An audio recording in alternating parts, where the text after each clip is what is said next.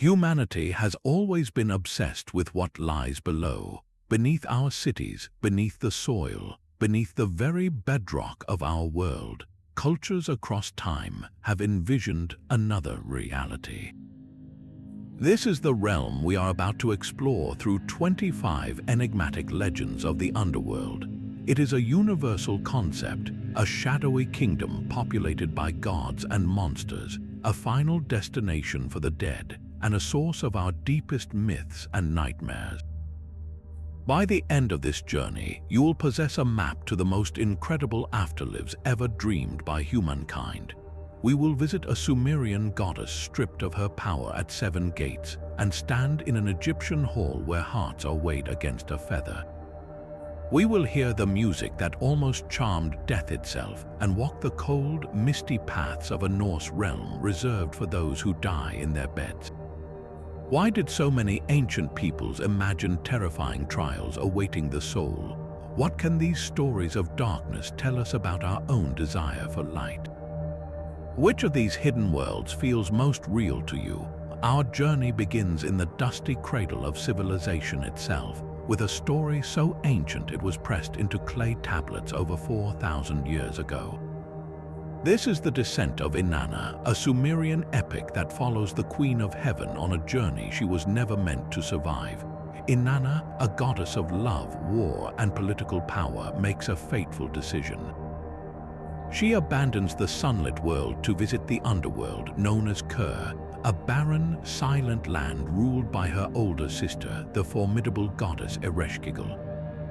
This is not a social call. Inanna's motives are shrouded in mystery, perhaps a quest for power or a confrontation with the part of existence she could never control. But to enter Ker, she must submit to its absolute, unforgiving laws. The path inward is guarded by 7 towering gates. At the first gate, the guardian demands a price for passage. He tells Inanna she must remove her crown, the symbol of her divine authority. She obeys. At the second gate, she surrenders her lapis lazuli necklace. At the third, her sparkling breastplate. One by one, at each successive gate, she is stripped of every item that defines her. Her royal rod, her lapis lazuli measuring rod, the rings from her fingers, and finally, her very robe. Naked and bowed, she enters the throne room of Ereshkigal not as a queen but as a supplicant. The 7 sisters, the Inanna, judges of the underworld, fix their gaze upon her. Ereshkigal unleashes the deathly stare, and Inanna is turned into a corpse, a piece of rotting meat hung upon a hook on the wall.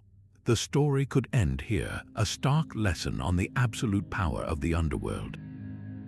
But it does not. Through clever planning and the loyalty of servants left in the world above, Inanna is revived.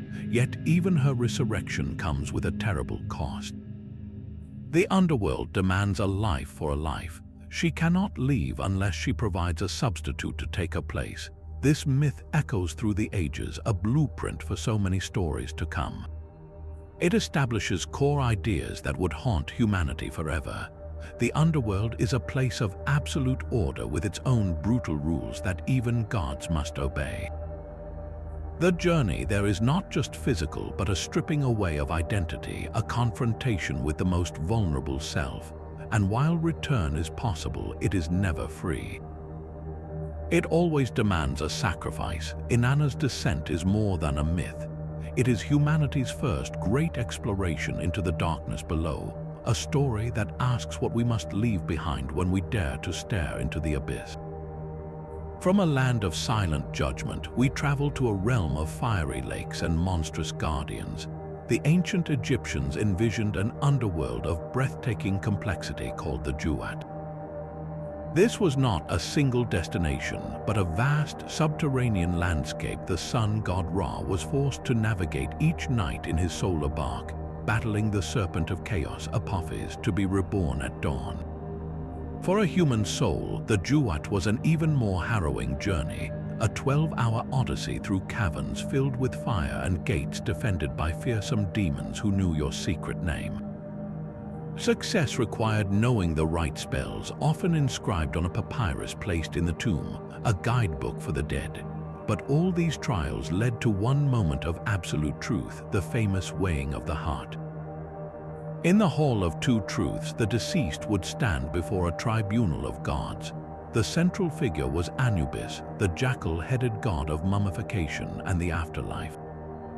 With meticulous care, Anubis would lead the soul to a great golden scale. On one plate, he placed the person's heart, believed to be the seat of emotion, intellect, and morality.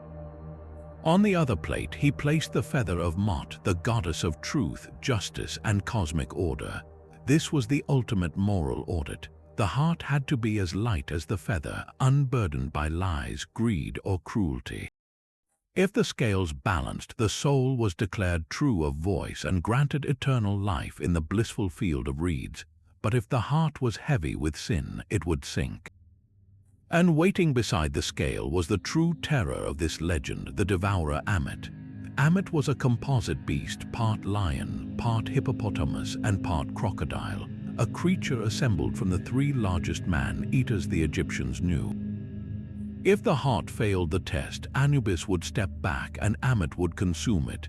This was the second death, a complete and final annihilation of the soul. There was no torment, no punishment, just utter, absolute erasure. This legend transformed the underworld into something profoundly new, a court of divine justice. Your fate was not decided by whim or prayer alone, but by the accumulated weight of your own life's actions. It codified a universe with a clear, terrifying moral ledger, making the afterlife a direct consequence of how you lived. The message was simple yet profound: live a life in balance with truth or face total oblivion. Yet the promise of eternal life, whether in the field of reeds or the cold silence of the hook, could not erase a more primal fear, the finality of separation from those we love. This fear found its most poignant expression in the legends of ancient Greece, a civilization that built an underworld of staggering detail, a kingdom ruled by a god who never left his throne. The Greeks called it simply the House of Hades. To enter, every soul had to cross the river Styx, its dark waters a boundary from which there was no return. The Ferryman Charon demanded a coin for passage, which is why the ancient dead were buried with an obol placed under their tongue. On the far shore, the three-headed hound Cerberus stood eternal guard, ensuring no one left. Within this sunless realm, geography was destiny. Most souls wandered the asphodel meadows, a grey, misty plain of forgetfulness, a ghostly reflection of a life neither good nor evil. For the heroic and virtuous, the Elysian fields offered eternal peace. But for the wicked, there was Tartarus, a deep abyss of punishment where figures like Sisyphus pushed their boulder for eternity. This was the established, unbreakable order, a system so complete it seemed to leave no room for negotiation. And then came a man with a lyre. Orpheus was no warrior or king, he was the greatest musician who ever lived. When his beloved wife Eurydice died from a snakebite on their wedding day, his grief was so profound it moved the stones and trees to tears. Refusing to accept her fate, he did the unthinkable. He walked into the house of Hades alive. His weapon was not a sword, but his music. As he descended, he played and sang with such unbearable beauty that he charmed Cerberus to sleep, silenced the cries of the damned in Tartarus, and made the iron hearts of Hades and his queen Persephone soften with a sorrow they had never known. Moved by this raw display of love and art, the rulers of the dead offered a deal. Eurydice could follow him back to the world of the living on one absolute condition. Orpheus must walk ahead and not look back at her until they had both reached the sunlight. It was a test of faith in the unseen, a trust in the word of death itself. The journey upward was long and silent. With every step, doubt gnawed at him. Was she truly there? Was this a cruel trick? Just as the first glimmer of daylight touched the cave's mouth, Orpheus, overcome by a desperate love, turned to ensure she was following. In that instant, he saw her, but only for a moment. Her eyes met his with infinite sadness before she was pulled back into the shadows, her faint whisper of farewell lost to the depths. He had reached the light, but he had lost her forever. The story of Orpheus shatters the idea of the underworld as merely a place of judgment. It becomes a realm where even the most rigid laws can be bent but never broken by the sheer force of human emotion. His failure was not one of courage but of profound humanity, a reminder that love and doubt are inextricably linked. The underworld could be moved by a song, but it would never surrender its ultimate authority. One look, one moment of weakness was all it took to prove that some gates once passed are sealed for good. The profound sadness of Orpheus's failure echoes in another cold and misty afterlife far to the north. In the Norse cosmos, death did not lead to a single underworld, but to a destination dictated by the manner of one's dying. For the glorious warriors slain in battle, there was Odin's great hall of Valhalla, a place of eternal feasting and preparation for the final battle of Ragnarok. But for everyone else, for those who succumbed to sickness, old age, or simple misfortune, the journey ended in a very different place, Helheim. This was one of the 9 worlds, a realm of fog, chill, and profound stillness, lying deep beneath one of the roots of the world tree Yggdrasil. Its ruler was a figure who embodied the realm's nature, the goddess Hel. Described as being half flesh-toned and half corpse-blue, she was neither fully alive nor fully dead, a perfect sovereign for this land of shadows. Her hall itself was named Eldjudnir, meaning damp with sleet, a place where the very walls seemed to weep with cold condensation. This was not a place of punishment like Tartarus, but one of passive, gloomy existence. The souls here, often called the dishonored dead, led a muted, joyless reflection of their former lives, a fate considered deeply undesirable by the Viking ethos that prized a heroic death. The true power and inescapable nature of Helheim is revealed in one of Norse mythology's most tragic stories, the death of the beloved god Balder. After Balder is killed by a trick involving mistletoe, the gods are stricken with grief. The god Hermod, Balder's brother, volunteers to ride Odin's 8-legged horse Sleipnir down the long, dark road to Helheim to plead for his return. After a journey of 9 nights through deepening valleys, Hermod arrives at Hel's high walls. He pleads before the half-blue goddess, explaining how every being in the 9 worlds weeps for Balder. Moved or perhaps testing the claim, Hel sets a condition. If every single thing in creation, living and inanimate, weeps for Balder, he may return to the land of the living. The gods immediately set to work, and soon everything from giants to stones is weeping. But they find one being who refuses, a giantess named Thok, who is secretly the trickster god Loki in disguise. With a single dry eye, the condition is broken. Balder must remain in Helheim until after Ragnarok. This legend underscores the Norse worldview with brutal clarity. Helheim is not a court of moral justice, but a realm of implacable fate. Its gates are not swayed by music or emotion, but by cold, unyielding terms. Even the collective grief of all the gods cannot override its law once the condition is set and failed. The afterlife here reflects a universe where destiny is often grim, and the most common end is not a glorious battle, but a quiet, chilling descent into the mist, ruled by a goddess who is the very image of life's inevitable decay.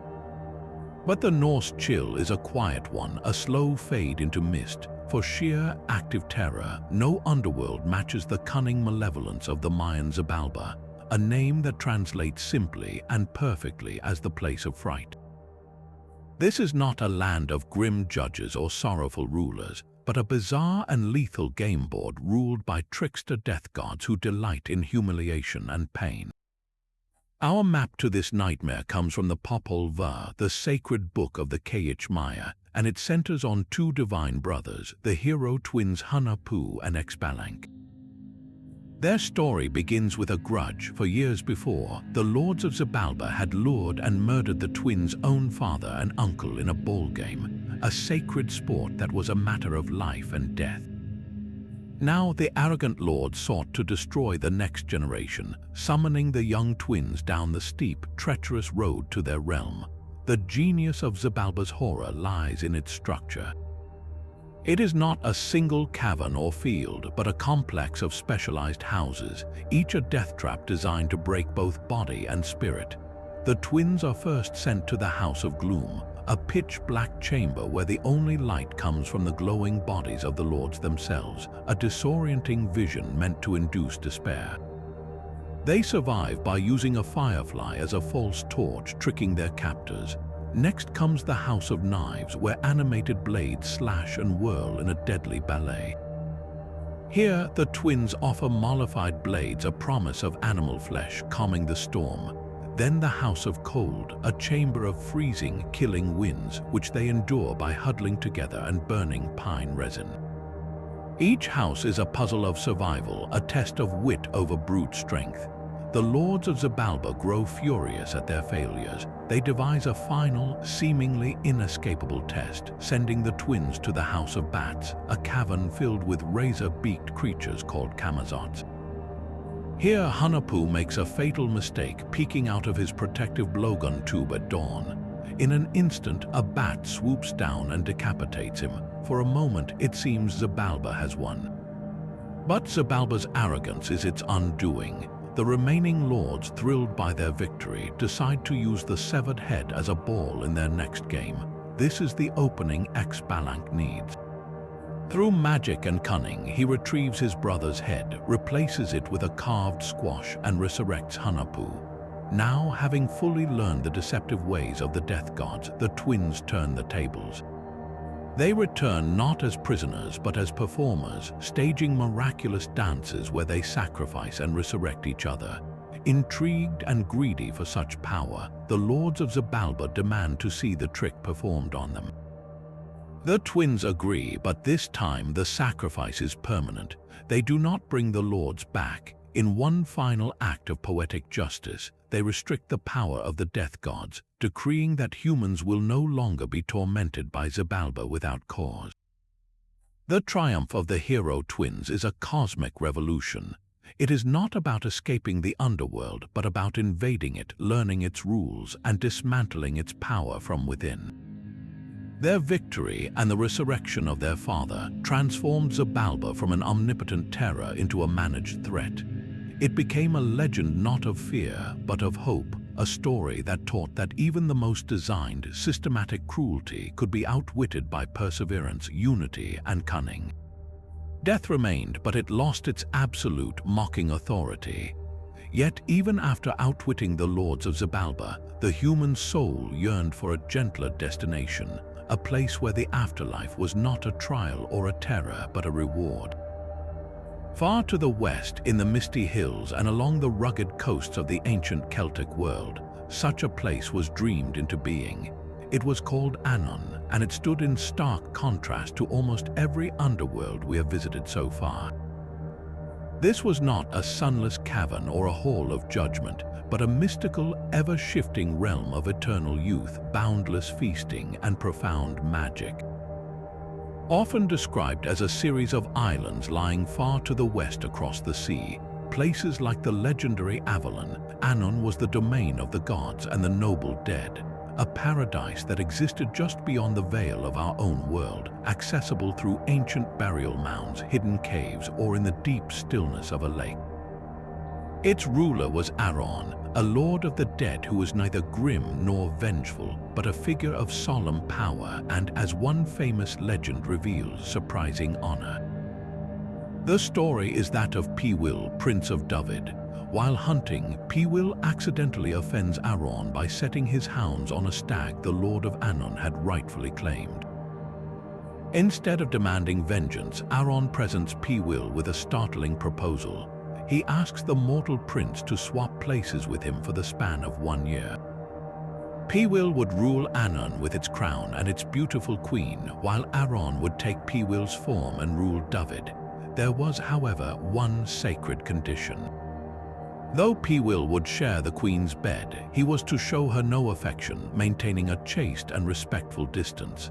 The purpose of this exchange was for Piwil to defeat Aron's rival, another lord of Anon named Hafgan, a task only a mortal in Aron's guise could accomplish. Will agrees. He passes a year in the splendor of the otherworld, resisting temptation, and at the year's end he faces Hafgun in single combat. With a single mighty blow, he strikes the rival lord down, and when Hafgun begs for a second blow to finish him, Will wisely refuses, knowing that in Inanna only one strike is needed to grant true death. He honors his pact perfectly. When the two rulers meet again and switch back, Aaron is deeply grateful, and from that day forward, the two realms are bound in an unbreakable alliance. This legend transforms the relationship between our world and the underworld entirely. Here, there is no descent into terror, no weighing of hearts, no impassable river. Instead, there is a fluid exchange, a pact based on mutual respect and kept promises. The boundary between life and death is presented not as a fortified wall, but as a permeable membrane. A mortal can rule the afterlife with dignity, and a death god can walk among men with fairness. The afterlife in this tradition is not about punishment for a life misspent, but a continuation of one's honor into a realm of even greater splendor. It suggests a world where the dead are not gone, but simply residing in a neighboring, more magical kingdom, forever linked to the living through bonds of loyalty and story. It is a breathtakingly different vision, one where the final journey might not be a frightening end, but a passage to a brighter, more beautiful beginning. The fluid borders of Inanna suggest a world where life and death can coexist, but other traditions tell a far more rigid and terrifying tale of that boundary. In the mist-shrouded islands of ancient Japan, the underworld was not a neighboring kingdom, but a place of irreversible corruption called Yomi, the land of gloom. Its story is the very story of death's origin, born from a love so profound it fractured the cosmos. It begins not with an end, but with a beginning, when the primordial gods commanded the brother and sister deities Izanagi and Izanami to stir the chaotic ocean with a jeweled spear, creating the first island of Japan. They descended, married, and gave birth to the islands, the mountains, the rivers, and the gods of nature. Their union was the act of creation itself. But then, while giving birth to the god of fire, Kagetsuchi, Izanami was horribly burned. She died, becoming the first being in existence to experience mortality. Her grief-stricken husband Izanagi could not accept this. In a rage, he slew the fire god, but his wife was already gone, taken to Yomi. Driven by love and despair, Izanagi made a decision that would echo through myth. He took up his great sword and followed her into the land of darkness to bring her back. His journey was a descent into deepening horror. The path to Yomi was long, dark, and winding. When he finally found Izanami at her palace within the gloom, he could not see her clearly in the shadows. He pleaded with her to return with him to the world of light, for their work of creation was not yet complete. From the darkness, Izanami's voice replied with sorrow. She told him he was too late. She had already eaten the food of Yomi, binding her soul irrevocably to that place, but she said she would go and plead with the gods of Yomi for her release. She made him promise one thing: he must not look upon her while she was gone. Izanagi agreed and waited and waited. Impatience and dread gnawed at him. Breaking his promise, he took a tooth from the comb in his hair, lit it as a torch, and stepped into the palace to find her. The flickering light revealed a nightmare. The beautiful goddess Izanami was no more. Before him stood a rotting, swollen corpse crawling with maggots, with thunder gods roaring in the remains of her abdomen. The food of Yomi had transformed her into a being of pure decay. Shocked and revolted, Izanagi cried out and turned to flee. His actions shattered the moment. Izanami, humiliated and enraged by his betrayal, screamed that he had shamed her.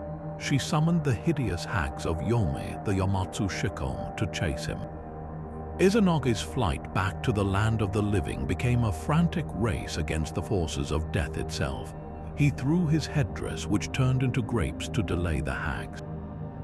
He threw his comb, which became bamboo shoots. Finally, as he reached the very border between Yomi and the world, he found a giant boulder and heaved it into the pass, sealing it shut forever. From the other side, Inanna's voice, now full of a terrible, vengeful love, promised that if he sealed her in, she would strangle 1,000 of his living people every day. Izanagi shouted back that he would then give life to 1,500 every day. The standoff was absolute, death and life locked in eternal, balanced struggle. Exhausted and polluted by his contact with the land of the dead, Izanagi performed a critical ritual of purification in a river. As he washed the defilement of Yomi from his body, something miraculous happened. From the water dripping from his left eye was born the radiant sun goddess Amaterasu. From his right eye came the moon god Tsukuyomi, and from his nose the storm god Susanoo. In this act of cleansing, the most important deities of the Shinto pantheon came into being. This legend is the cornerstone of Japanese mythology. It explains the origin of death as a tragic accident born from creation itself. It establishes Yomi not as a place of moral judgment, but of irreversible physical decay and spiritual pollution, a contamination so powerful it required divine purification. Most profoundly, it ties the very birth of the sun, the source of all life and the ancestor of Japan's imperial line, directly to an escape from the underworld. The light of Amaterasu did not simply exist, it was born from the desperate, stained return from the land of gloom. The message is stark and beautiful. Life, in its most glorious form, is not the opposite of death, but its direct and hard-won consequence. The cleansing waters that birthed the sun goddess offer a promise of renewal, but what of the soul itself, stained not by the touch of death, but by the weight of its own actions? This question finds its most intricate and systematic answer in the underworlds of South Asia, where the afterlife is not a final destination, but a critical classroom within an endless cycle. We arrive now at two deeply connected, yet distinct realms of consequence, the Hindu Naraka and the Buddhist Naraya. First, consider the Hindu vision. Here, the underworld is not a single monolithic hell, but a vast, complex bureaucracy of correction. It is called Naraka, a temporary purgatorial realm presided over by Yama, the stern but just king of the dead. Upon death, the soul is brought before Yama's court, where the divine scribe Chitragupta reads aloud from an exhaustive ledger detailing every thought, word, and deed from the person's life. This is the accounting of karma, the universal law of cause and effect. Based on this record, the soul is assigned to one of many, many specific hells, each designed to address a particular vice or crime.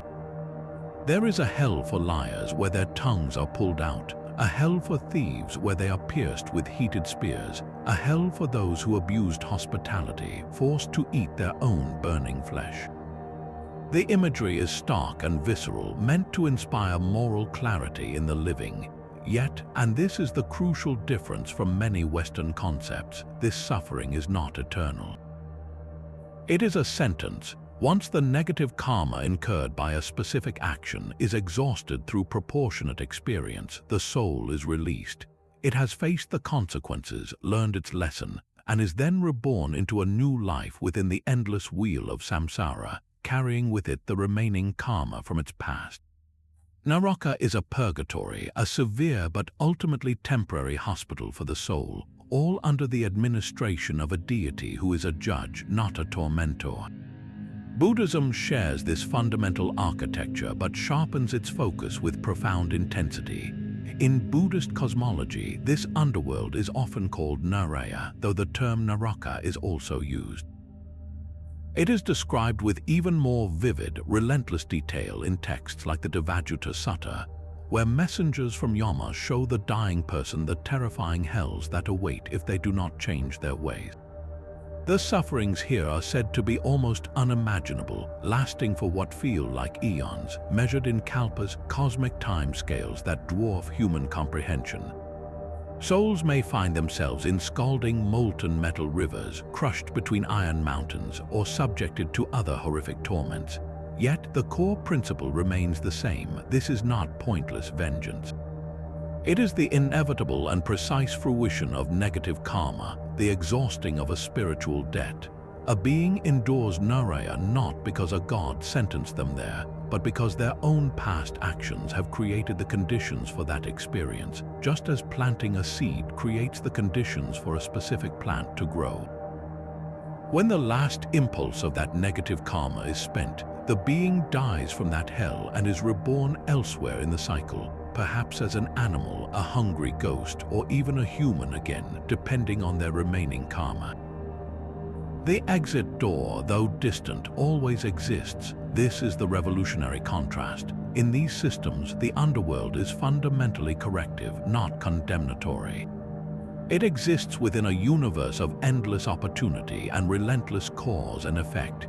There is no eternal damnation because the very concept of eternal is foreign to a cosmos in constant cyclical flux. The horrors of Naroka and Niraya are not the end of the story. They are a painful, dramatic chapter in the soul's immensely long journey toward enlightenment and liberation from the cycle itself. The fear they inspire is meant not to terrorize, but to motivate ethical living and spiritual practice in the here and now. Why be afraid of a punishment that lasts forever, when you can be mindful of a consequence that teaches, exhausts itself, and ultimately allows you to try again? The promise of a soul's eventual rebirth offers a comforting sense of continuity, but some cultures saw the final journey as a brutal test of endurance with no promise of return. For the Aztecs, the afterlife was not a reward for virtue, but a grueling physical ordeal that awaited nearly everyone. Their underworld, Mictlan, was a place of utter stillness and darkness, a 9-layered realm deep in the earth, ruled by the fearsome skeletal god Mictlantecuhtli and his consort Mictlantecuhtli. This was the destination for those who died the most common deaths from illness, old age, or simple misfortune. To reach this final rest, however, the soul had to survive a harrowing 4-year journey through a landscape of nightmares. The voyage began immediately after death. The soul would first have to cross a deep river, but not with a ferryman. This was the Apanohuaya, a rushing torrent of blood, and the soul needed to swim across it with only its own strength. Next came the path between 2 mountains that crashed together endlessly, forcing the soul to dash through at the precise moment. Then, a mountain of obsidian shards, sharp as razors, had to be climbed, tearing at the spirit's essence. The soul would face 8 more such trials, including a freezing wind that hurled stone knives, a place where the soul was pierced by arrows, and finally, a journey through the dark belly of a monstrous jaguar. The Aztecs did not leave their dead to face this alone. They provided crucial aids for the voyage. The body was carefully wrapped in a cloth bundle and often cremated, with a jade stone placed in the mouth to serve as a heart for the afterlife.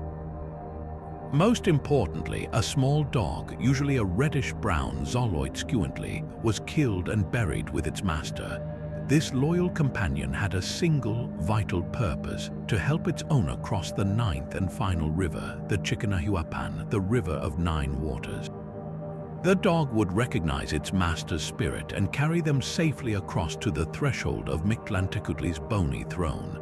Upon arrival, after 4 long years of struggle, the soul would finally offer its burial goods to the Lord of the Dead and then simply cease. It would dissolve into nothingness, joining the cosmic stillness. This legend reveals a world view where death was not a moral judgment, but a universal, exhausting fact of existence. Life itself was seen as a fleeting, precious moment of movement and warmth, bookended by the immense, challenging stillness of Mictlan.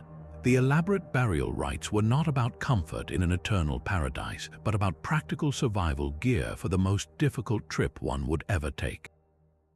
It was a profound and sobering preparation for an inevitable and demanding end, where the ultimate peace was not an active joy, but a hard-won oblivion.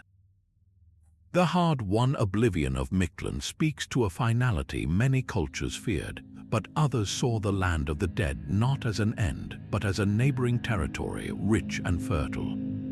In the vast forests and plains of the ancient Slavic world, the underworld was a realm of deep, wet earth and hidden wealth called Nav. This was not a fiery pit or a sunless cavern, but a chthonic world, a reflection of our own lying just beneath the soil, often envisioned as a lush, watery domain of marshes, deep lakes, and subterranean rivers. Its ruler was one of the most complex and vital figures in the Slavic pantheon, the god Veles.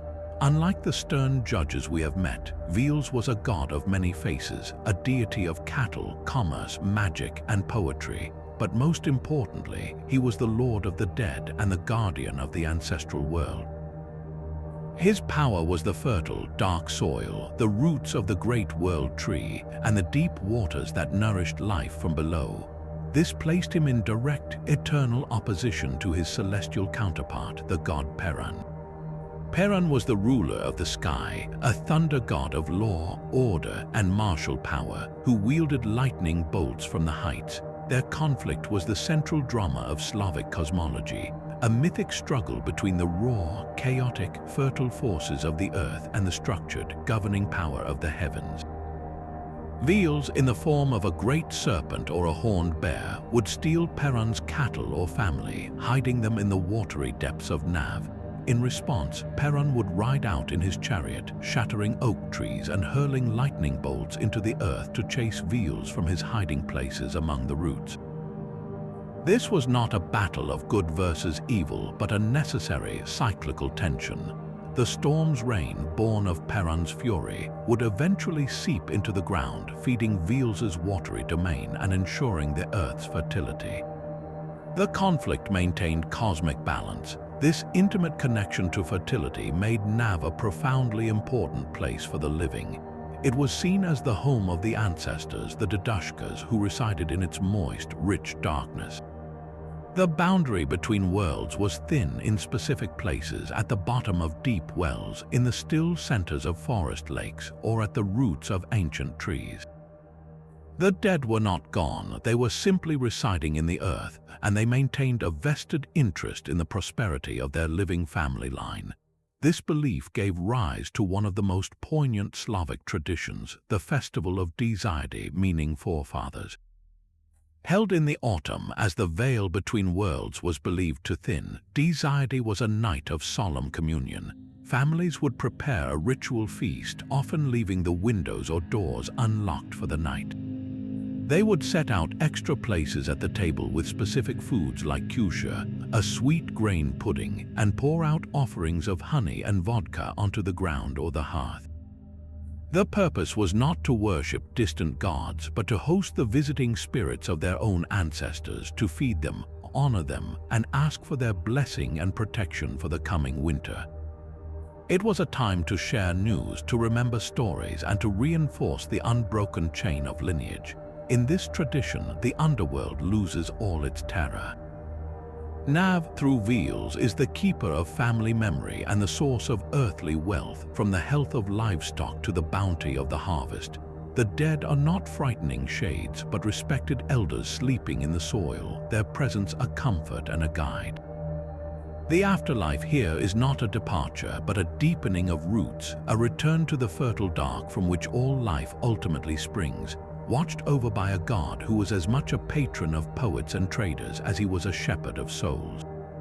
The Slavic ancestors slumbering in the rich earth remind us of the underworld as a family home, but in the imagination of medieval Europe, it became a meticulously organized prison. No single work has defined the Western vision of damnation more powerfully than Dante Alighieri's Inferno, the first part of his epic poem, The Divine Comedy. While a literary creation, it transcended its pages to become the definitive legendary map of the Christian underworld, a place not of correction or stillness, but of perfect, eternal, and poetic punishment. Dante, writing in the early 14th century, casts himself as the pilgrim, lost in a dark wood of midlife crisis and spiritual despair. His guide is the Roman poet Virgil, a symbol of human reason, who leads him on a journey not just through hell, but through its terrifying architecture. This hell is not a vague pit of fire. It is a vast, funnel-shaped cavern descending beneath Jerusalem, comprising 9 concentric circles, each reserved for a specific category of sin. with punishments that perfectly mirror or contrapasso the crime itself. The journey begins in a shadowy vestibule for the indecisive, those who in life took no side, chased by stinging insects as they chase a blank banner.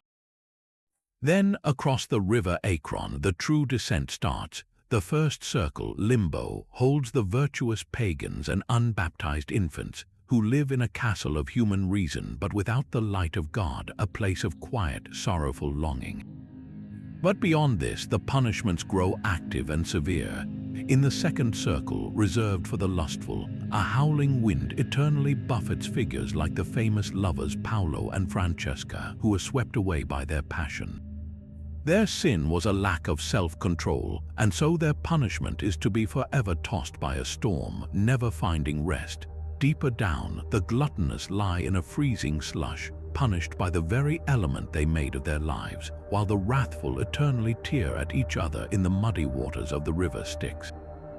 The lower circles house sins of malice and fraud. Heretics are trapped in flaming tombs, the violent are submerged in a river of boiling blood or tormented in a burning desert of sand. Fraudsters, including seducers, flatterers, and corrupt politicians, are immersed in excrement or whipped by demons. The deeper Dante and Virgil go, the more the landscape itself becomes a frozen heart of betrayal. The ninth and final circle is a vast lake of ice, Cocytus, where traitors are frozen according to the depth of their betrayal. Here, at the very center of hell, lodged in the ice up to his chest, is Satan himself. He is not a fiery ruler on a throne, but a weeping, three-faced giant, eternally chewing on history's ultimate traitors, Judas Iscariot and Brutus and Cassius, who betrayed Julius Caesar. With each flap of his bat-like wings, he chills the ice further, a perfect image of the cold, sterile emptiness of ultimate treachery. Dante's genius was his synthesis. He took the geography of classical mythology, the rivers and figures like Charon and Minos, and fused them with the rigorous moral theology of medieval Christianity. He populated his circles not just with biblical figures, but with his own contemporaries, politicians, and historical personalities, making the underworld a direct commentary on human history and politics. The Inferno created an enduring image of hell as a place of divine, rational justice, where the punishment always fits the crime in a horrifyingly literal way.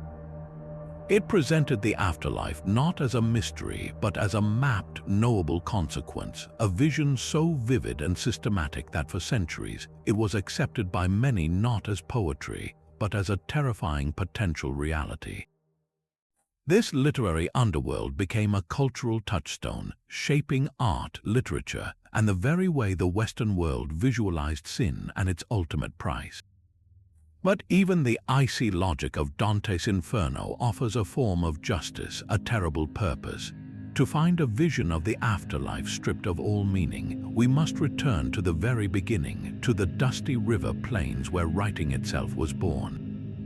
Long before Inanna's descent, the peoples of ancient Mesopotamia, the Sumerians and later the Akkadians, conceived of an underworld of such unrelenting bleakness it has rarely been matched. They called it Urkala, or sometimes Kernuja, the land of no return. This was not a place of punishment for sinners, but the universal, dreary destination for every single soul, king and commoner alike. Imagine a city, but one buried under the ground, with dust for streets and mud for walls. Its gates were bolted shut forever, and its ruler was the formidable goddess we have already met, Ereshkigal, who here reigns not from a throne of bones, but from a palace of silent darkness. Her consort was the plague god Nergal, a deity of war and pestilence, a fitting partner for the lord of a realm that was the essence of desolation. In Urkala, the dead did not live. They existed as weak, whispering shades, Giddim in Sumerian. These were not personalities, but faded echoes. Their sustenance was dust, their drink was muddy clay, and their existence was a joyless, passive shadow of what had been. There was no light, no warmth, no memory of the sun. social status so crucial in Mesopotamian life was utterly erased. In a famous lament, a dead man is asked about his family, and he can only reply, "I cannot answer you, my friend, I cannot answer you. I must sit among the dead and see the dust on everything." This grim equality is the core of the legend. The most powerful evocation of Urkala comes not from a religious text, but from the world's first great epic, the Epic of Gilgamesh. After Gilgamesh and his wild companion Enkidu slay the monster Humbaba and insult the goddess Ishtar, the gods decree that Enkidu must die as punishment. As he lies dying, Enkidu describes a terrifying dream of his descent into this underworld.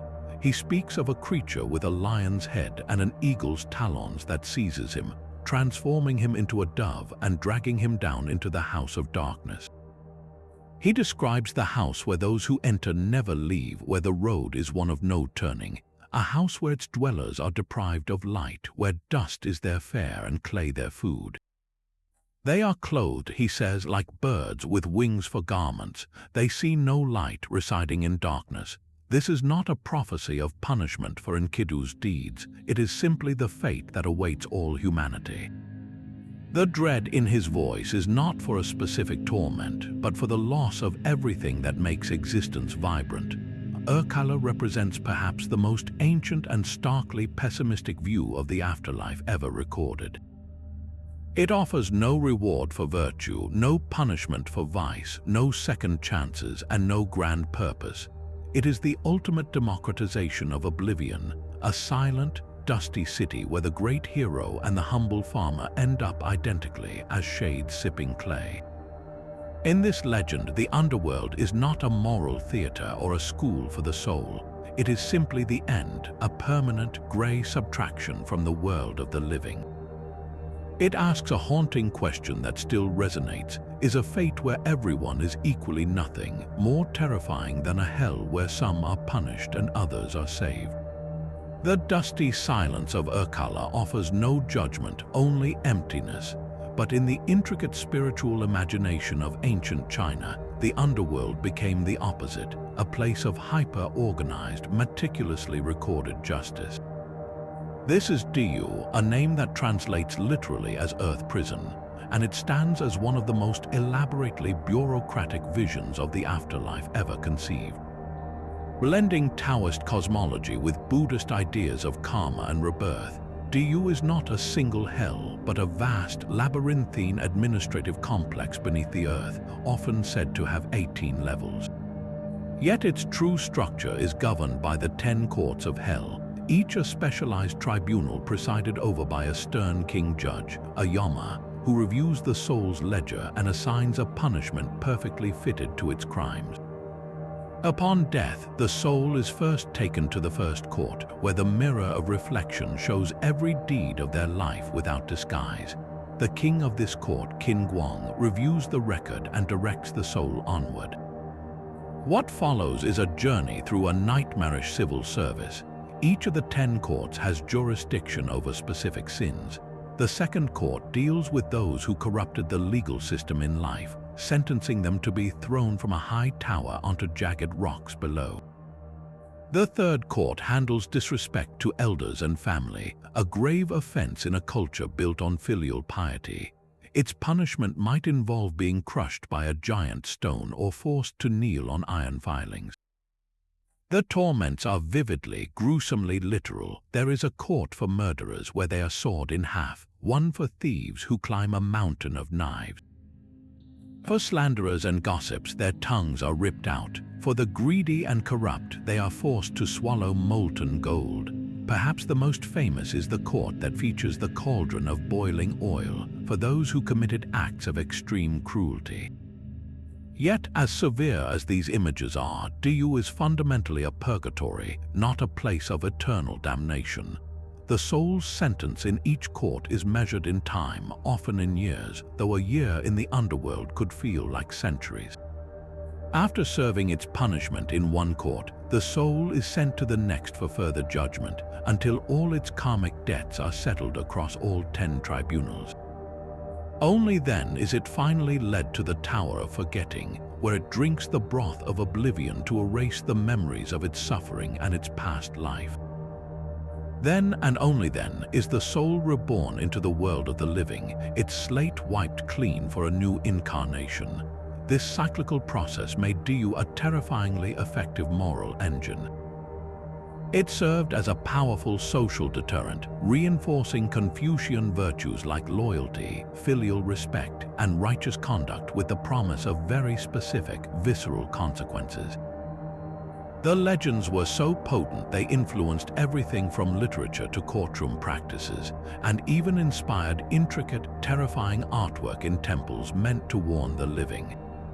Diu presented the afterlife as the ultimate audit, a cosmic extension of the imperial bureaucracy where every action was filed, judged, and punished with relentless administrative precision. It asked a haunting question: if you knew a detailed ledger of your life would be reviewed by 10 different judges, each with their own horrific specialty, how would you choose to live today? The meticulous bureaucracy of Diu reflects a deep human desire for moral order, but some cultures looked to the vast, empty ocean and saw a different kind of journey.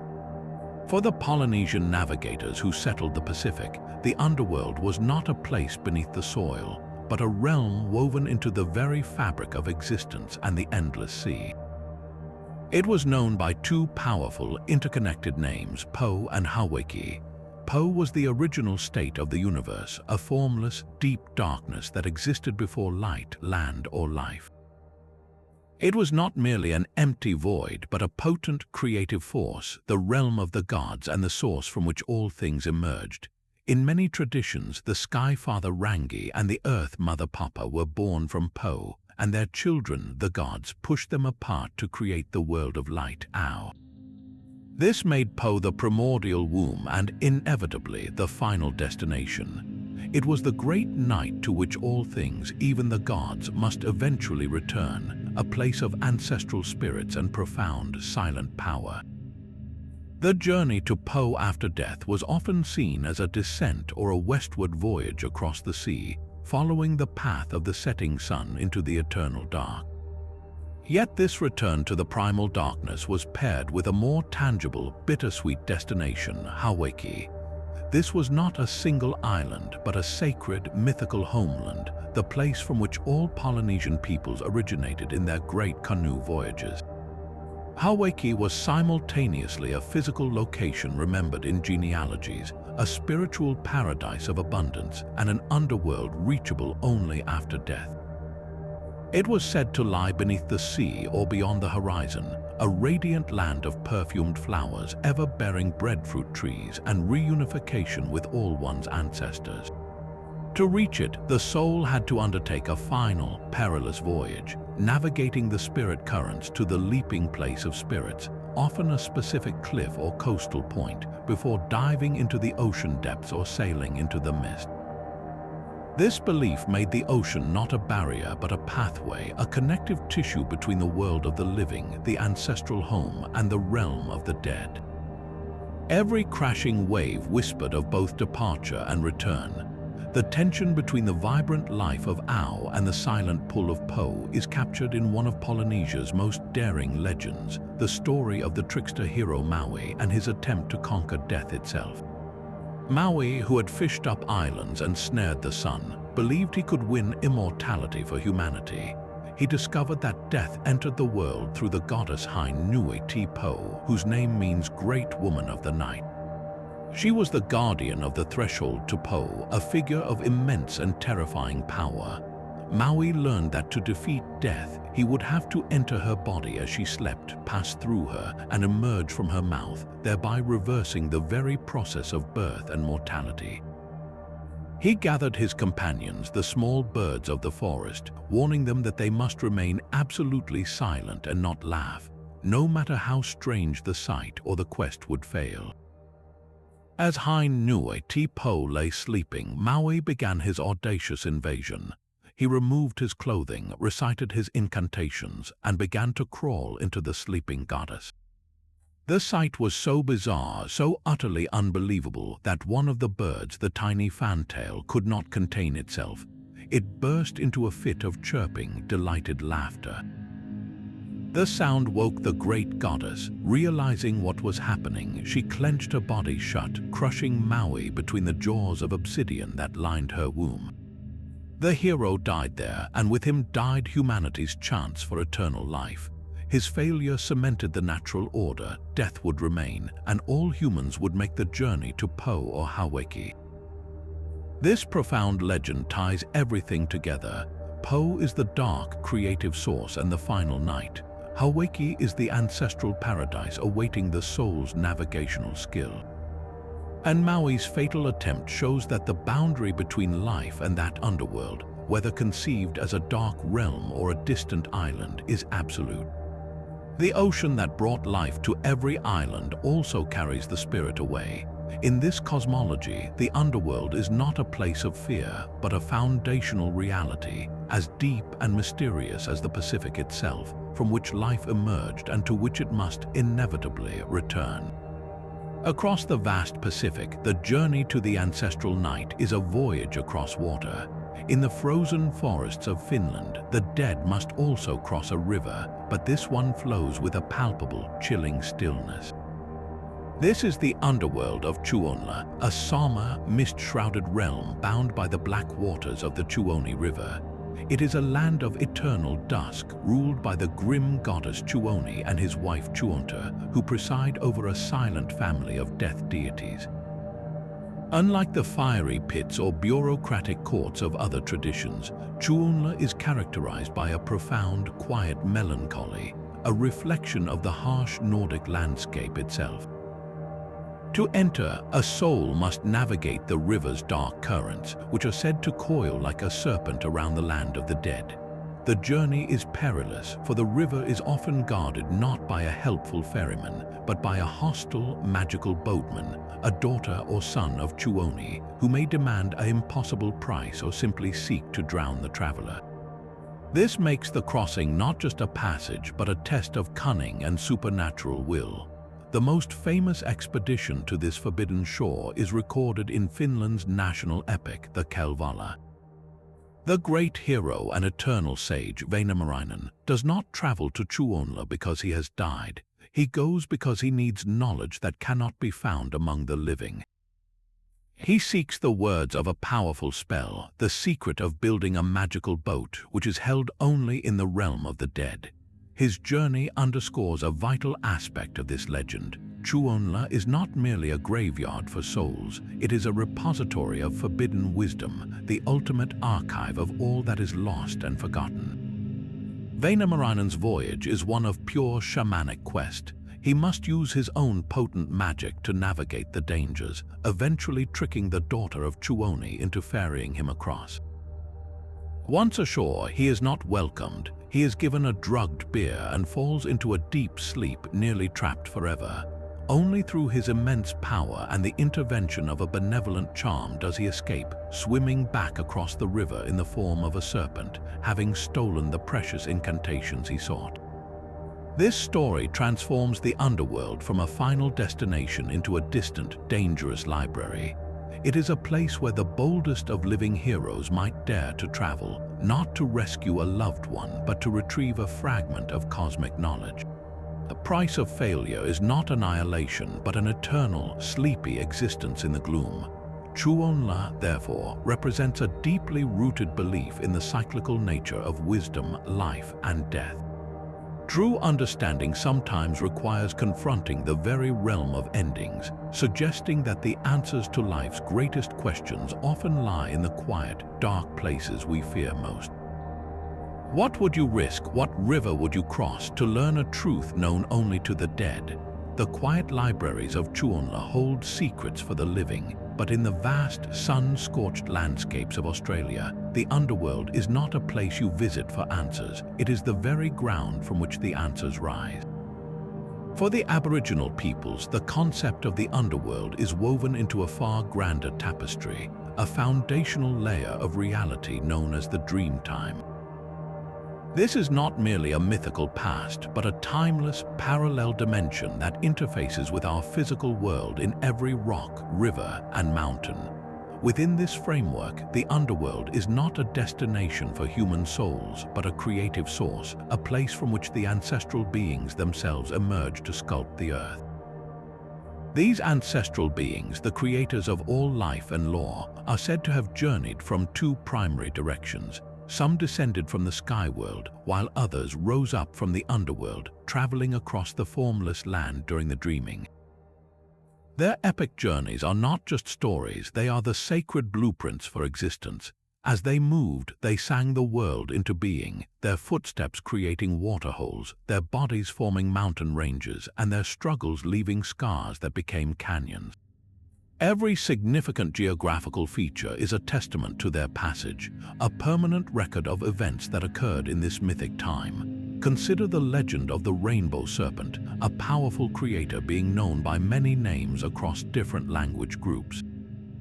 Often, this great serpent is said to have emerged from deep within the earth, from the underworld itself. As it traveled across the barren, flat land, its massive body pushed up the earth to form ridges and mountains. Where it rested, it created waterholes and rivers. Its movement established the contours of the land, and its laws established the social and ceremonial structures for the people who would come to inhabit it. The places it touched are not just scenic, they are sacred sites, living portals to the dreaming where the power of that creative act is still palpable. This perspective fundamentally redefines the underworld.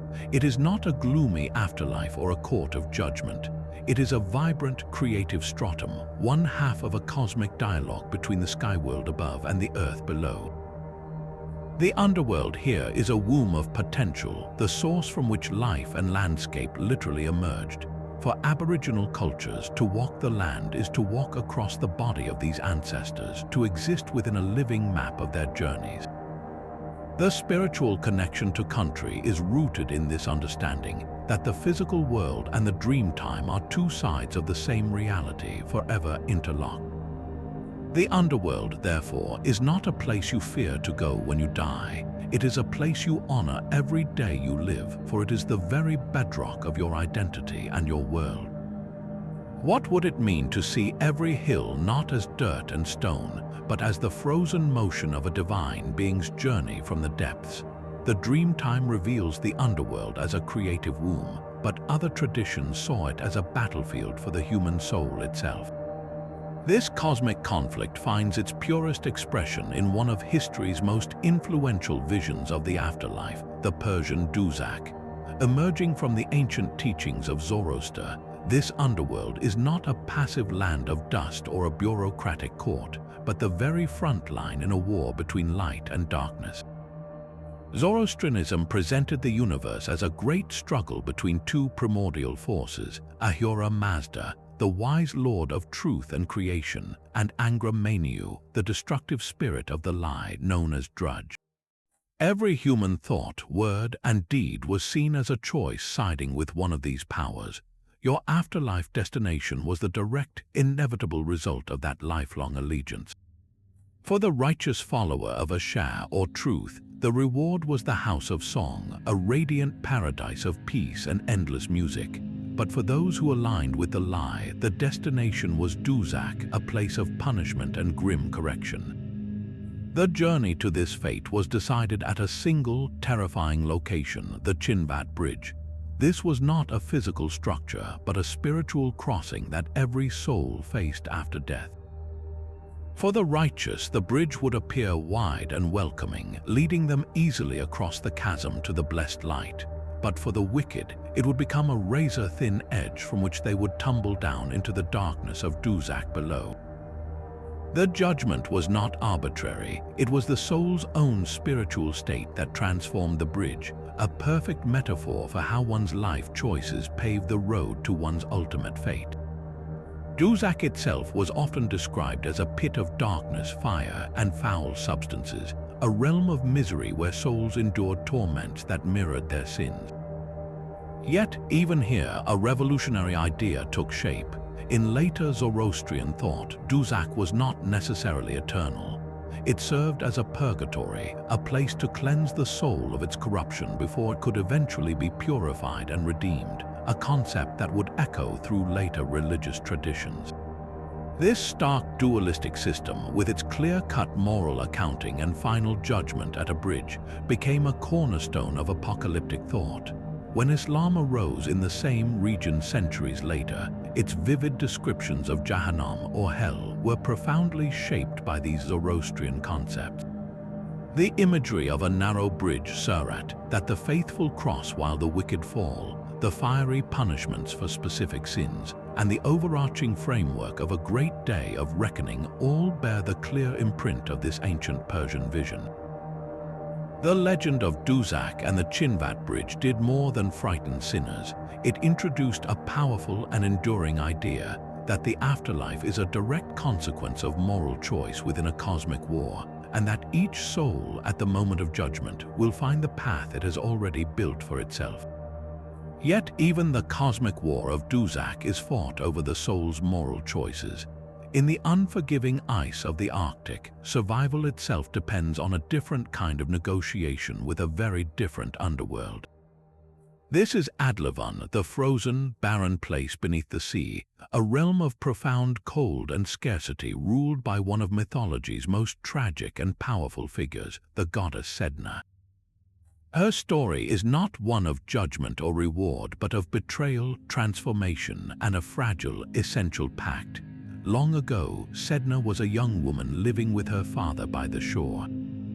Different versions of the tale exist, but the core is heartbreaking. In one, she refuses all suitors, only to be tricked into marrying a bird masquerading as a man. When her father rescues her in his kayak, the enraged bird husband summons a terrible storm. To save his own life, the father commits the ultimate betrayal, throwing his daughter overboard into the freezing waters. As she clings desperately to the side of the boat, he takes his paddle and chops off her fingers, joint by joint. Sedna sinks into the depths, her severed fingers transforming into the first seals, walruses, and whales. She herself becomes a mighty, wrathful goddess, ruler of Adlevan, the place at the bottom of the sea where human souls go after death to be purified by her before moving on. This underworld is a reflection of the landscape above, a desolate, icy plain where souls endure a period of hardship before finding peace.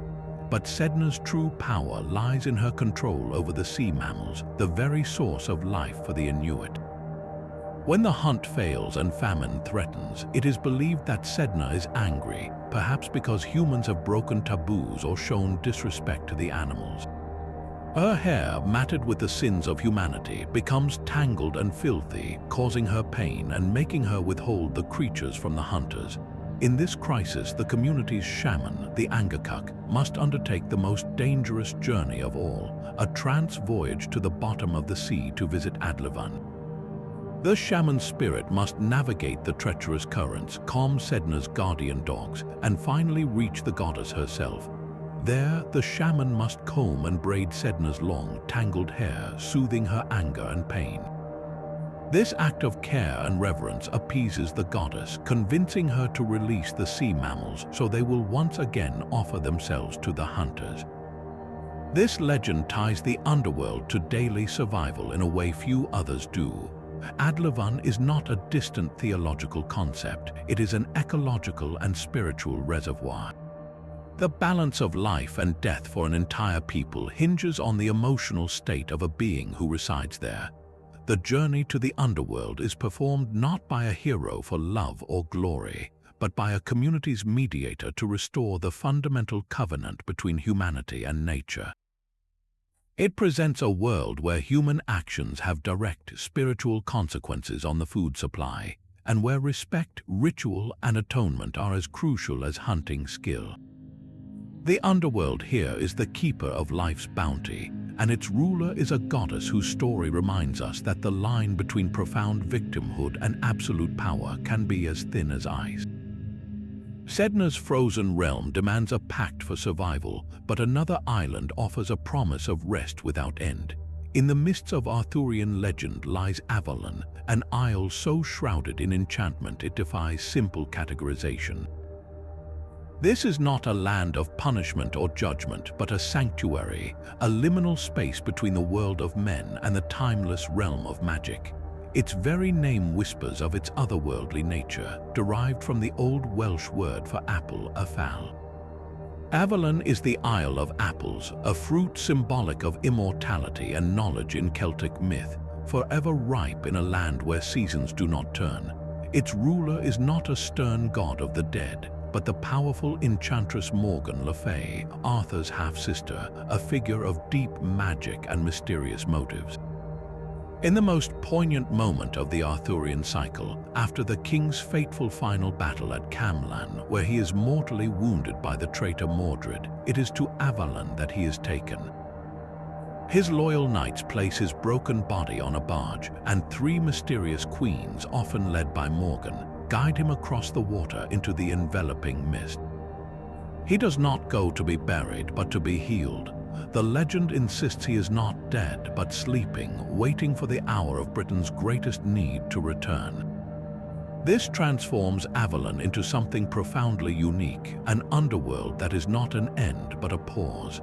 It blurs every boundary we have seen. Is it a paradise? Its eternal bounty suggests so. Is it a fairyland, a realm of the Shia? Its misty concealment and magical ruler align with Celtic otherworlds like Annwn. Is it a land of the dead? Arthur's journey there at his mortal extremity certainly implies it, yet it refuses to be any one of these things entirely. Its Celtic roots run deep, drawing directly from the earlier concept of the otherworld islands in the west, lands of eternal youth and feasting, accessible only to the chosen or the heroic. Avalon is that tradition refined through the lens of chivalric romance. It becomes the ultimate refuge for the wounded king, a place where the brutal finality of historical death is replaced by the fragile hope of mythic return. This legend represents a crucial evolution in the underworld's purpose. It is no longer just a court of justice, a realm of terror, or a silent city of dust. It can be a hospital for the soul, a green and gentle place where the scars of a broken world are soothed by magic and time stands mercifully still. The promise of Avalon is not reward or punishment, but restoration. It asks us to consider, what if the land of the dead is not a conclusion, but a quiet harbor where the greatest of heroes simply rest, listening for the call to sail back into the world's story once more. Avalon's gentle mists offer a refuge from finality, but within the vast Christian cosmos, other realms existed for those caught between salvation and damnation. These were not the fiery pits of hell or the golden streets of heaven, but borderlands of waiting and refinement, born from a desire for divine mercy. The first is limbo, from the Latin for border or edge. In medieval theology, this was conceived as a peaceful yet sorrowful place on the outermost rim of hell. It held two distinct groups. The first were the virtuous pagans, great thinkers and heroes like Plato, Aristotle, and Hector of Troy, who lived righteous lives but died without knowledge of Christ. The second were the unbaptized infants, souls innocent of personal sin but still bearing the stain of original sin. Limbo was not a place of punishment or torment. It was often described as a green, well-lit meadow, a place of natural happiness where souls experienced no physical pain. Yet it was defined by a profound and eternal absence, the absence of the beatific vision, the direct presence of God. This was the sorrow of limbo, a quiet existence forever separated from the ultimate joy it could never attain. A solution to a difficult theological problem about the fate of the just who lived before Christ or died without baptism. Far more dynamic and transformative was the concept of purgatory. This was not a permanent destination, but a temporary state of purification for those who died in God's grace, but were not yet perfectly cleansed of venial sins or the temporal punishment due to forgiven sins. Imagine a soul assured of heaven, yet not ready to enter its flawless light. Purgatory was the merciful answer, a hospital for the soul rather than a prison. Here, souls underwent a cleansing fire, not of vengeance but of love, burning away the last attachments to selfishness and sin, making them fit for divine union. This concept filled a crucial doctrinal gap, offering hope for ordinary people who were neither saints nor utter sinners. It inspired an immense cultural legacy. The soaring architecture of Gothic cathedrals, with their spires pointing heavenward, was often funded by patrons hoping to shorten their time or their loved ones' time in purgatory. The entire second book of Dante's Divine Comedy, the Purgatorio, is dedicated to mapping this mountain of purification, where souls climb through terraces purging pride, envy, wrath, and other faults, all while singing hymns, a journey of joyful suffering. The doctrine also fueled the practice of praying for the dead, offering masses and alms to aid those souls undergoing their final purification. Together, limbo and purgatory represented a nuanced, layered afterlife. They acknowledged the complexity of human life and divine justice, introducing realms of patient waiting and hopeful cleansing into a cosmic system often defined by its stark binaries. They asked a profound question: can mercy find a place even for those who just barely missed the gate? But even a hospital for the soul implies a final destination is known. What if the entire afterlife was not a place at all, but a state of profound, fluid possibility? This is the radical vision of Legend 23, the Tibetan Bardo. In the high Himalayas, death is not an end or a judgment, but a doorway into a sustained, dreamlike transition that can last up to 49 days. This intermediate state is called the Bardo, a gap between one life and the next, meticulously mapped in the ancient guide known as the Bardo Thodol, or the Tibetan Book of the Dead. This text is not meant to be read by the living for curiosity, but to be spoken aloud into the ear of a person who has just died, a compassionate roadmap for a consciousness suddenly untethered from the body. The journey through the Bardo is divided into 3 critical stages, each a profound test of spiritual awareness. The first is the moment of death itself, called the Chikhai Bardo. Here, the individual is presented with the ultimate reality, the clear light of pure reality. This is described as a brilliant, empty luminosity, the fundamental nature of mind itself, untouched by illusion or ego. If the dying person can recognize this light as their own true nature and merge with it, they achieve instant liberation, breaking free from the cycle of rebirth entirely. But for most, the shock is too great. The mind, accustomed to a solid self, recoils in fear, and the luminous opportunity fades. This failure plunges consciousness into the second stage, the Choniad Bardo. Now the departed awareness exists in a subtle mental body, experiencing a cascade of its own projections. For 7 days, it encounters a sequence of 42 peaceful deities, radiant beings of compassion and wisdom emanating in serene mandalas. These are not external gods, but reflections of the mind's own pure potential. If the consciousness can recognize them as such, liberation is still possible.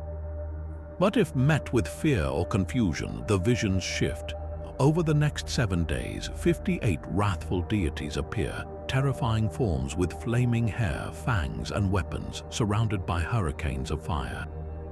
These too are merely the same enlightened energies manifesting as fierce compassion, meant to shatter stubborn attachments.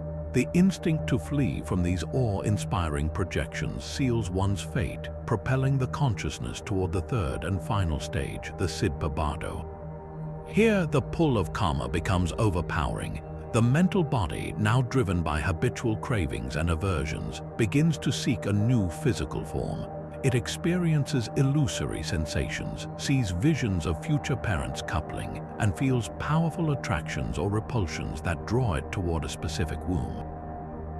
The moment of conception is the moment of rebirth, the exit from the Bardo, and the entrance into a new life within the cycle of suffering. The entire process is a harrowing mirror. The Bardo is not a landscape of fire or ice created by a god, but a psychic theater staged entirely by the individual's own mind, a final, intense replay of a lifetime's habits, fears, and latent tendencies. The rituals performed by the living, the readings, the prayers, are all meant to act as constant reminders for the deceased, urging them to recognize the visions as illusions, to let go of attachment, and to choose liberation over another turn on the wheel. This legend presents the most intimate and psychologically profound underworld of all. It suggests that in the end, we do not journey to a realm, we generate it. The heavens and hells we encounter are of our own making, painted on the canvas of a consciousness in transition. The ultimate challenge after death is not to please a judge or survive an ordeal, but to awaken within one's own dream. From the intimate psychological theater of the bardo, we are cast back out onto the most vast and unforgiving stage of all, the open ocean. Here, the underworld is not a fixed kingdom below, but a ceaseless, roaming prison upon the waves. This is the legend of the Flying Dutchman, a ghost ship condemned to sail the oceans forever, its tattered sails glowing with an eerie light against stormy skies, a permanent warning to all who see it. The origins of the tale are as murky and churned as the sea itself, with two powerful versions battling for the soul of the story. In the first, the captain is a figure of monstrous pride. He is Vanderdecken, a Dutch mariner attempting to round the treacherous Cape of Good Hope during a ferocious gale. As the winds howl and the waves threaten to shatter his vessel, his crew begs him to turn back. He refuses. In a final act of defiance, he shakes his fist at the storm and swears a blasphemous oath. He vows to round the Cape if it takes him until the day of judgment. For this sin against heaven itself, his punishment is exact. He is granted his wish, but it becomes his curse. He and his ship are doomed to sail the waters forever, never to make port, never to know rest, a floating tomb for a crew of the damned. The second version trades blasphemy for heartbreaking devotion. Here, the captain is a man named Van Straten, returning from the East Indies with a fortune to wed his beloved. Delayed by terrible storms, he fears he will miss his wedding day. In his desperation, he makes a pact with a mysterious figure, perhaps the devil himself, for a wind to carry him home. The wind comes, but the price is his soul, and the condition is diabolical. He must never set foot on land again. He arrives to see his love on the shore, but he cannot reach her. He is forced to sail on, watching his life fade over the horizon, forever chasing a home he can never touch. Both versions converge on the same terrifying fate, eternal transit. The ship becomes a moving fragment of the underworld, a piece of haunted geography that drifts across the map. It embodies the deepest fears of the Age of Sail, where the ocean was not just water, but a sublime and deadly wilderness. To be lost at sea was a special kind of horror, your body unconsecrated by burial, your soul unmoored from any fixed resting place. The Flying Dutchman crystallized that fear into a single, iconic image. The sea itself becomes the underworld, a watery grave without borders, and the Dutchman is its most famous prisoner, a damned soul sentenced to patrol its own prison walls for eternity. Sightings of the phantom vessel were said to be an omen of doom, a glimpse into that liminal space where the world of the living brushes against the realm of the cursed dead. The legend asks a haunting question about the nature of punishment itself. Is it worse to be tortured in a fixed location, or to be forever in motion, perpetually almost home, almost safe, almost at rest, but never ever arriving? The Flying Dutchman answers with the creak of ghostly timbers and the whisper of sails that catch no saving wind, turning the entire ocean into a roaming underworld for one lost soul and his crew. The restless sea is a prison without walls, but our final legend pins the underworld to the map with startling certainty. These are not myths of the distant past, but modern tales of physical gateways, places on our own planet where people insist the barrier between worlds grows dangerously thin. The stories persist because the locations are undeniably real, blending dramatic geology with ancient myth and contemporary fear. Take the Darvaza gas crater in the Karakum Desert of Turkmenistan, known globally as the Gates of Hell. This is a massive, fiery pit over 200 feet across, born from a Soviet drilling accident in the 1970s. Geologists set fire to the escaping methane gas, expecting it to burn off in weeks. Decades later, it still roars, a perpetual furnace in the desert sand. It requires no ancient text to explain its infernal appearance. The site alone is enough to justify the name, making a legend out of a modern industrial mistake. Then there is the Plutonian at Hierapolis in modern Turkey, a genuine ancient site that was considered a literal entrance to Hades. This small cave emits deadly carbon dioxide gas, a fact well known to the Greco-Roman world. Priests would demonstrate its power by leading animals into the grotto, where they would suffocate and die, while the priests themselves, standing taller, would remain unharmed. It was a terrifying display of the underworld's breath, a scientifically explainable phenomenon that confirmed an ancient supernatural belief. Even in the seemingly ordinary American Midwest, the legend persists. Stoll Cemetery in Kansas, for generations, has been whispered to hold one of the few true gateways to hell on earth, a place where the devil himself is said to appear at midnight on the spring equinox. The tales speak of a ruined church where rain never falls, of ghostly phenomena, and of a hidden staircase leading down into darkness. While the stories are almost certainly modern folklore, their power lies in their attachment to a real, tangible place you can find on a county map. What connects a burning crater, a poisonous cave, and a rural graveyard? It is the enduring, primal human need to locate the abstract. We have always feared what lies below, and a mind confronted with a terrifyingly beautiful pit of eternal fire, or a cave that kills without a touch, will inevitably ask the old question. What if this is not just a hole in the ground, but the whole? These modern gateways prove that the impulse to map the underworld onto our physical world is not a relic. It is a living tradition, transforming accidents of geology and echoes of ancient ritual into new coordinates for our oldest fears. The journey through 25 legends ends not in a dusty tomb or a fiery pit, but here with us, looking into a burning crater and feeling the same awe and dread as a Sumerian staring into a burial shaft 4,000 years ago. The underworld may be a story, but our need to find its door is a permanent part of the human landscape.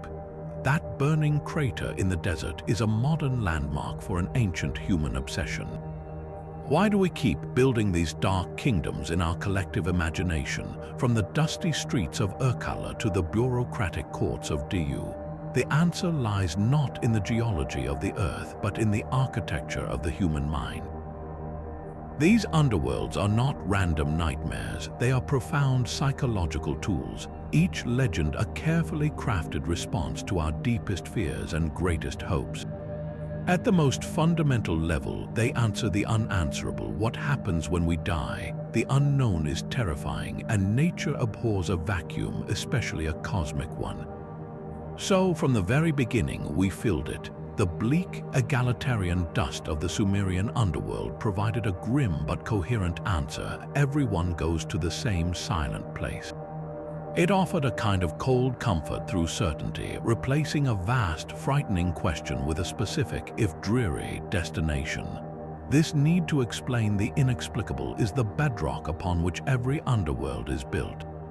But a simple destination was not enough. We also crave justice. The world so often seems unfair, where the cruel prosper and the good suffer. The concept of a moral afterlife, like the Egyptian Hall of Two Truths or the Zoroastrian Chinvat Bridge, solves this painful riddle. It postpones justice to a perfect, unseen court, assuring us that every action is recorded and every debt will be settled. The heart is weighed, the ledger is read, the bridge narrows or widens. These systems project our innate desire for fairness onto the cosmos itself, offering the profound psychological relief that, in the end, balance will be restored. They turn the chaos of mortal life into a universe of moral cause and effect where our choices have eternal weight. These stories do more than reassure us about the end. They give us a blueprint for navigating the trials of life. This is the hero's journey archetype, the descent and return, and it is the skeleton of countless underworld legends. Inanna is stripped of her power. Orpheus walks into darkness with only his music. The Maya hero twins face death-trap houses. These are not just adventures, they are masterclasses in resilience. They tell us that to gain wisdom, power, or love, we must be willing to face the darkest parts of existence. We must surrender our old identities, confront our fears, and rely on our wits and virtues. The journey to the underworld becomes the ultimate metaphor for any great personal struggle, illness, grief, or a crisis of faith. The promise embedded in these myths is that if you follow the rules, keep your promises, and hold onto your courage, you can return transformed even if you are scarred. They teach us how to endure. Look closely at any underworld, and you will see a mirror held up to the society that created it. Its structure reflects their deepest values and anxieties. The Norse Helheim, a misty realm for those who did not die in battle, perfectly echoes a warrior culture's dread of a meaningless, inglorious end. The intricate bureaucracy of the Chinese Duat mirrors the immense imperial administration that governed every aspect of life, projecting it into the cosmos. The Aztec Mictlan, with its arduous 4-year journey, reflects a worldview where life itself was seen as a taxing, effortful climb, and death was the ultimate exhausting trek. Even the food reveals priorities. The dead in Greece ate tasteless asphodel, while in the Celtic Annan they feasted eternally. These underworlds are cultural self-portraits, showing us what a people cherished, what they feared, and how they believed a universe should be organized. Ultimately, every single one of these 25 legends is at its heart an act of defiance against mortality. They are the stories we tell to stare into the abyss and not go mad. By giving death a geography, we make it navigable. By giving it a ruler, we make it negotiable. By giving it rules, we make it survivable, at least in spirit. These dark realms are the shadow theaters where we rehearse our own endings, confront our moral failings, and imagine the possibility of something, anything, beyond the final breath. They are not maps to real places, but maps to the human condition itself, charted in the only currency we have, story. So the next time you hear a tale of a river to cross or a gate to pass, listen not for a description of hell, but for a whispered confession of what it means to be alive, here and now, under the sun, forever wondering about the world below. From the burning desert crater to the quiet, waiting Isle of Avalon, these 25 visions of the underworld form a vast and intricate map of the human soul. They stretch across millennia and continents, from the silent dust of ancient Urkala to the psychological theater of the Bardo, yet they are bound by threads of common longing and fear. Each legend, in its own way, is an attempt to solve the same impossible puzzle, to draw a border around the infinite unknown that waits for us all. What is truly breathtaking is not their differences, but how they converge on a handful of profound, universal themes. The journey is almost always a trial, whether it is Inanna stripped at 7 gates or a soul swimming a river of blood. Justice is a constant demand, from the feather on the scale to the contrapasso of Dante's frozen lake. And the possibility of return, of love or knowledge snatched from the darkness, haunts nearly every tradition, from Orpheus's glance to the shaman's voyage to comb Sedna's hair. These are not just stories about death, they are stories about life, about how we navigate loss, guilt, hope, and the desire for meaning in a world that often seems random and cruel. They reveal that our deepest cultural values, whether they prize heroic battle, filial piety, or moral purity, are ultimately projected onto the canvas of eternity.